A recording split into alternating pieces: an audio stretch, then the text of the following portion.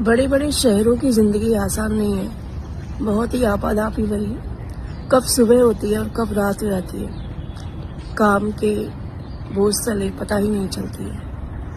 आसान नहीं है बड़े बड़े शहरों में रहना और वहाँ पे जीवन बिताना। जब हम गांव जाते हैं वहाँ बड़ा सुकून महसूस होता है, पर जो है रोज़गार की कमी के कारण जो है सब अपनी जगह ज़मीन जो है जन्मभूमि छोड़ के शहरों में रह रहे हैं और जो है बड़ी कठिन ज़िंदगी जो है जी रहे हैं। गांव में सुकून है, शहरों में तो कमी दिखाई देता है।